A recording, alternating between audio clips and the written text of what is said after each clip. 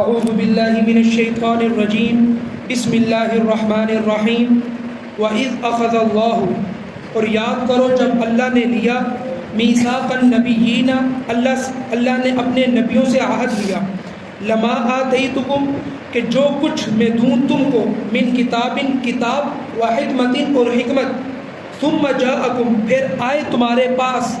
رسول، ایک نیا رسول، مصدق، جو تصدیق کرے، لما معکم، اس کی جو تمہارے پاس ہے، لتؤمنن، تو تم ضرور بضرور ایمان لانا، بہی ولتنصرن، اور تم اس کی مدد کرنا ضرور بضرور۔ قال اقررتم، اللہ تبارک و تعالیٰ نے کہا کیا تم نے اقرار کیا، سوالیہ نشان ہے، کیا تم نے اقرار کیا، وَأَخَذْتُمْ عَلَىٰ ذَلِكُمْ إِصْرِي، وَأَخَذْتُمْ، اور قبول کیا تم نے، عَلَىٰ ذَلِكُمْ إِصْرِي، اس بات پر کہ یہ میرا عہد ہے، قالوا، تو تمام انبیاء نے کہا اقررنا، ہم نے اقرار کیا، قال فاشهدوا، فرمایا تو اب گواہ رہو، وَأَنَا مَعَكُمْ، اور میں خود تمہارے ساتھ، من الشاہدین، گواہوں میں سے ہوں۔ اصل میں اللہ تبارک و تعالیٰ نے اس آیت کے اندر جو بات کی، اس سے پہلے آپ کو میں سمجھا دوں اس کا شان نزول اور اس کی پچھلی آیات، کہ آپ کے سامنے اگر یاد ہو تو پچھلی جمعرات کو جب ہمارا آخری درس تھا تو ہم نے جو پچھلی 2 آیات بیان کی تھی، اس میں یہی چیز بیان ہوئی تھی کہ جو نجران کے عیسائی تھے، انہوں نے آ کر اللہ کے نبی کو کہا تھا کہ کیا ہم آپ کی بھی اسی طرح پرستش کرنا شروع کر دیں جس طرح ہم عیسیٰ علیہ السلام کی کرتے ہیں، کیونکہ عیسیٰ علیہ السلام کے ماننے والے جو لوگ ہیں وہ عیسیٰ علیہ السلام کو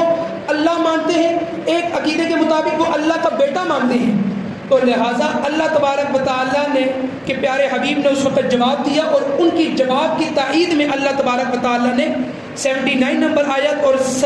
80 نمبر آیت اللہ تبارک و تعالیٰ نے نازل کی۔ یعنی ان آیات کے اندر اللہ تبارک و تعالیٰ نے فرمایا تھا کہ کسی بشر کو اللہ نے یہ حق نہیں دیا کہ اللہ اس کو کتاب دے،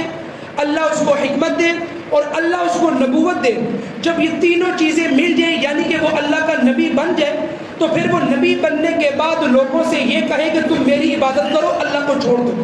یہ کسی نبی نے اختیار نہیں کیا، بلکہ جس نبی نے بھی دعوت دی اس نبی نے ایک ہی دعوت دی کہ اللہ کو مانو اور میری اطاعت کرو، اللہ کو مانو اور میرے حکم کی پیروی کرو، اللہ کو مانو، اور اسی بات پر تمام انبیاء کے ساتھ ظلم و ستم کیے اس کی قوم نے کہ ہم تمہیں نبی نہیں مانیں گے، ہم اللہ پر پھر بھی سمجھوتا ہو جاتا تھا، لیکن ہم تمہیں نبی مانیں جو کہ ہماری طرح ہے، ہم تمہیں نبی نہیں مانیں گے۔ اور یہی کام پھر اللہ کے نبی کے ساتھ ہو،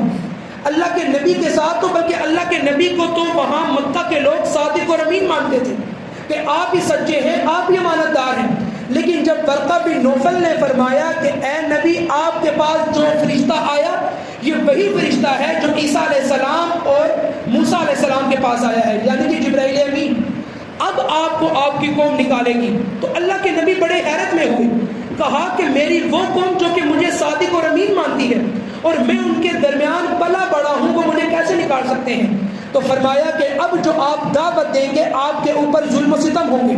اور پھر ایسے ہی ہوا کہ اللہ کے نبی کے لیے وہی مکہ کی زمین جہاں پر ان کا بچپنا گزرا، جہاں پر انہوں نے جوانی گزاری، جہاں پر ان کو ایک رتبہ ملا، وہیں سے پھر لوگوں نے اتنا مجبور کیا کہ پھر اللہ کے نبی کو مدینہ کی طرف ہجرت کرنا پڑ گئی، کیا کہ اللہ کو مانو اور میری اطاعت کرو، مجھے نبی مانو۔ تو اللہ تبارک و تعالیٰ نے یہی فرمایا کہ ایسا کسی نبی نے نہیں کیا کہ اس نبی نے دعوت یہ دی ہو کہ اللہ کو چھوڑ کر میری طرف آ جاؤ۔ ہاں، جو عیسیٰ علیہ السلام کی امتی ہیں وہ اس بات پر غلط عقیدہ ہے، یہ عیسیٰ علیہ السلام کی تعلیم نہیں ہے کہ عیسیٰ علیہ السلام کو چھوڑ کہ عیسیٰ علیہ السلام نے کہا ہو کہ اللہ کو چھوڑ کر مجھے معبود مانو، میں تمہاری تمام تر ضروریات کو پورا کرنے والا ہوں، میں ہوں تمہارا مشکل کشا، ایسی کوئی بات نہیں ہے۔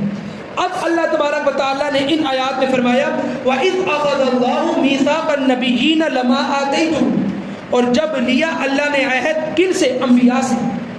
لما آتیتکم، کہ جو کچھ میں تم کو دوں گا، من کتاب، کتاب میں سے، وحکمت، اور حکمت میں سے، ثم جاءکم، پھر آئے تمہارے پاس، یعنی کہ ایک نبی آیا، اس نے آ کر اپنی قوم کو دعوت دی، اس نے کہا کہ یہ حکمتیں ہیں،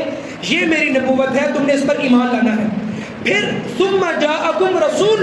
پھر تمہارے پاس ایک نیا رسول ہے، کیونکہ انبیاء کا تسلسل مسلسل جاری تھا، آدم علیہ السلام سے لے کر ہمارے نبی کریم صلی اللہ علیہ وسلم تک، تو تمام انبیاء آتے رہے، کم و بیش 1,24,000 اللہ کے نبی اور رسول ہیں۔ تو اتنے جب نبی اور رسول ہے تو ظاہر سی بات ہے ایسا ہی ہوا ہوگا کہ ایک نبی فوت ہوا،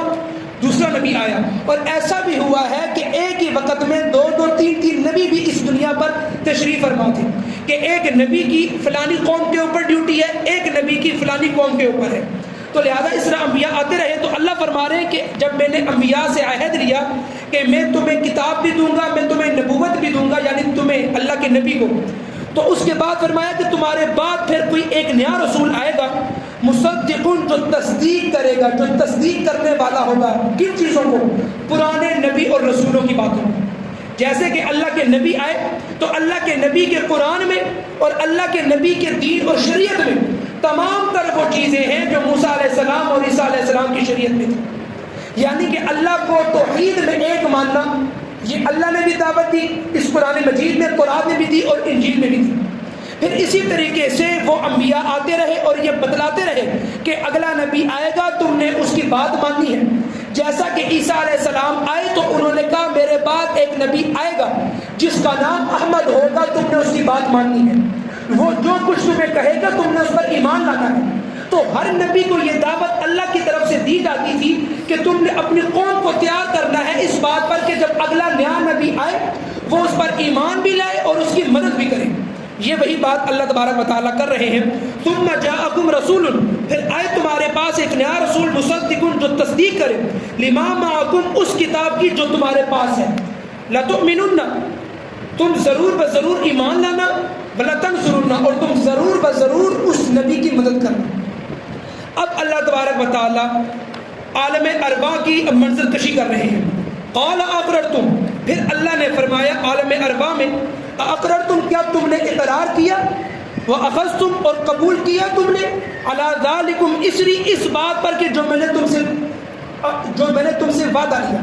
اور اللہ کا وعدہ کیا تھا کہ میری کتاب اور میری تمام تر شریعت تم نے اپنی قوم کو پہنچانی ہے، اور اپنی قوم کو اس بات پر تیار رکھنا ہے کہ جب اگلا نبی آئے تو اس کی نافرمانی نہیں کرنی، اس کو ستانا نہیں ہے، بلکہ اگلے نئے نبی کی تم نے امداد بھی کرنی ہے، اس کی مدد بھی کرنی ہے، اور تم نے اس پر ایمان بھی لانا ہے۔ کیا تم اقرار کرتے ہو؟ اللہ تبارک و تعالیٰ نے عالم ارواح میں یہ تمام انبیاء سے اقرار دیا۔ ایک تو اللہ نے ہم سب سے بھی اقرار دیا، الست بربکم، کیا میں تمہارا رب نہیں ہوں؟ تو پوری عالم ارواح، میں نے، آپ نے، ہم سب نے اس وقت یک زبان ہو کر کہا تھا قالوا بلا، ہم سب نے کہا تھا کیوں نہیں، یعنی آپ بھی ہمارے رب ہیں۔ تو اسی طریقے سے اللہ نے انبیاء سے بھی الگ سے ایک وعدہ لیا تھا، کیونکہ انبیاء کو ایک ذمہ داری سونپی جا رہی تھی اس دنیا میں۔ تو انبیاء نے کیا جواب دیا؟ قالوا اقررنا، وہ بولے ہم نے اقرار کیا، ہم نے اس بات کا اقرار کیا، ہم نے عہد لے لیا۔ تو اللہ نے کیا فرمایا؟ قال فاشهدوا، فرمایا تو اب تم گواہ رہو، وَأَنَا مَعَكُمْ مِنَ الشَّاهِدِينَ، اور میں خود تمہارے ساتھ گواہوں میں سے ہوں، میں خود تمہارے ساتھ گواہوں میں سے ہوں۔ تم نے میری بات پر اقرار کر لیا، آمنا باللہ کہہ دیا، اب میں تمہارے ساتھ ہوں، اب میں تمہاری ان باتوں کا گواہ ہوں۔ اب کیا ہوا؟ فمن تولا، پھر جو روگردانی کرے، یعنی پھر جو نبی کی بات کو نہیں مانے گا، جیسے نبی نے کہا کہ 5 وقت کی نماز ہے، زکوٰۃ کو ادا کرنا ہے، اور اللہ کے نبی نے جیسا نظام اس دنیا میں لایا ہے ویسا نظام قائم کرنا ہے۔ اگر اس میں امت مسلمہ پیچھے ہٹے گی، ان تمام تر زندگی میں، نجی زندگی میں، اجتماعی زندگی میں، دونوں میں اگر بغاوت کرے گی، تو اب اللہ تبارک و تعالیٰ ان کے بارے میں فرما رہے ہیں فمن تولا، جب اقرار ہو گیا تمام روحوں سے، تمام انبیاء سے، پھر جو روگردانی کرے گا بعد اس کے، بعد ازادی کا، بعد اس کے، فاولئک هم الفاسقون، تو بس وہی نافرمان ہیں، وہی لوگ نافرمان ہیں۔ آج نجی زندگی کے اندر ہمارے اسلام نہیں ہے، آج اجتماعی زندگی کے اندر ہمارے اسلام نہیں ہے۔ یہی بات آج ہمیں اس بات پر پہنچا چکی ہے کہ ہم اللہ سے بغاوت بھی اگر کر لیں تو ہمارے دل میں ذرہ برابر فرق نہیں پڑے۔ سب سے پہلے اگر آپ نے اجتماعی زندگی کو ٹھیک کرنا ہے تو ہماری نجی زندگی پر ایمان لانا ضروری ہے۔ ریاست مدینہ سے بننے سے پہلے اللہ کے نبی نے صحابہ کو تیار کیا تھا۔ یہ وہ صحابہ تھے جو مکہ کی صحبتیں پوری طور پر اپنے آپ کو کاٹ کر آئے تھے. مکہ والوں کی صحبتیں، مکہ والوں کی رنجشیں یہ برداشت کر کے آئے تھے. پھر اللہ نے ان صحابہ کے ہاتھوں ریاست مدینہ قائم کی تھی. آج یہ ریاست پاکستان ہے. کتنے افسوس کی بات ہے کہ اللہ تبارک و تعالیٰ نے ایک ماں کا حق ہمیں پچھلے سال دیا، تو اس سال ہمارا حق بنتا تھا کہ اس سال ہماری تیاری یہ ہوتی کہ میں اور آپ پچھلے سال کی جنگ کے شکرانے کے نوافل پڑھتے، ذکر کی محفلیں قائم ہوتی، قرآن خوانی ہوتی کہ اللہ تبارک و تعالیٰ نے ہمیں اس دنیا کے اندر ہمیں اللہ نے جیت دی. لیکن یہ بہت چھوٹی جھڑپ تھی. آگے جو کفار ہے وہ بہت بڑی تیاری کر رہا ہے،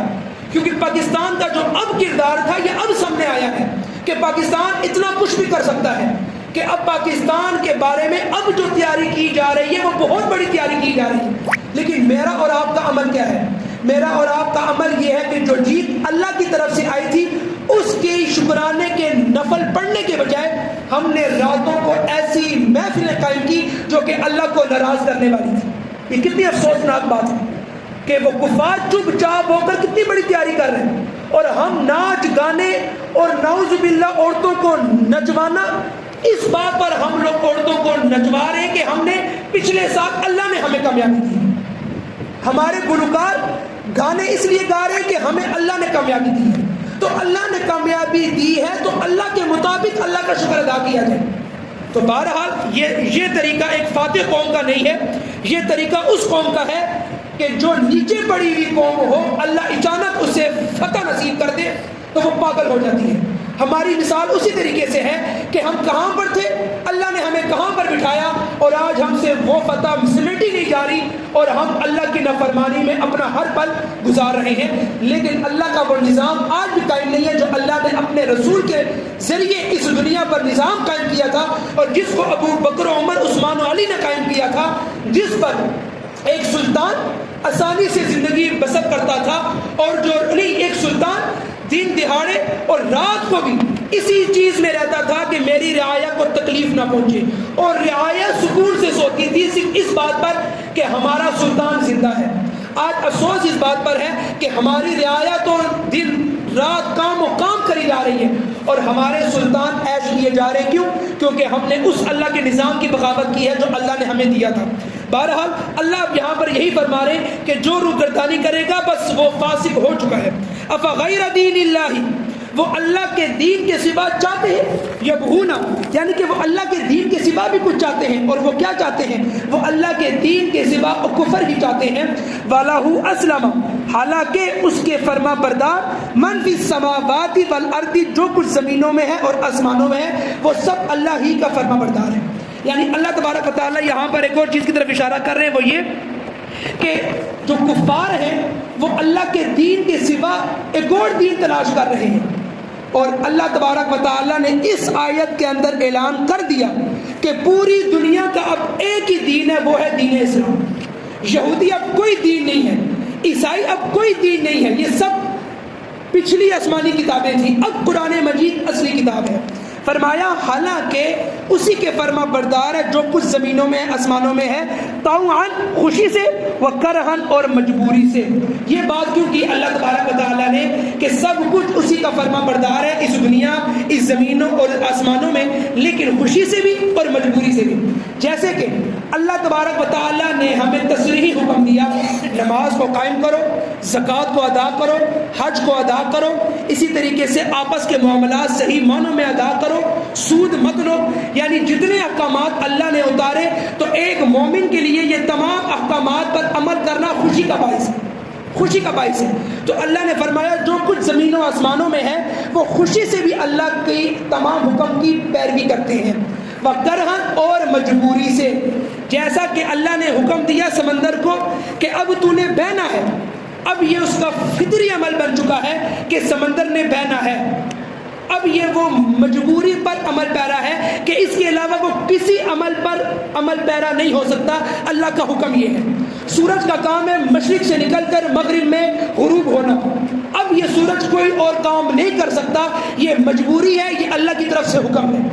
تو اللہ تبارک و تعالیٰ نے کہا کہ اس دنیا میں جو کچھ بھی ہے، زمینوں میں، آسمانوں میں، وہ سب اللہ ہی کا ہے، وَإِلَيْهِ يُرْجَعُونَ، اور سب نے اسی کی طرف لوٹنا ہے، سب اسی کی طرف لوٹائے جائیں گے۔ تو یہ اللہ تبارک و تعالیٰ نے فرما دیا کہ انبیاء کی دعوت یہ تھی، انبیاء نے یہ دعوت دی اپنی قوموں کو، اور اسی لیے جب ہمارے نبی آئے تو ہمارے نبی کے بارے میں فرما دیا خاتم النبیین، کہ اب اس کے بعد کوئی اور نبی نہیں آئے گا، تم نے کسی اور کی تیاری نہیں کرنی۔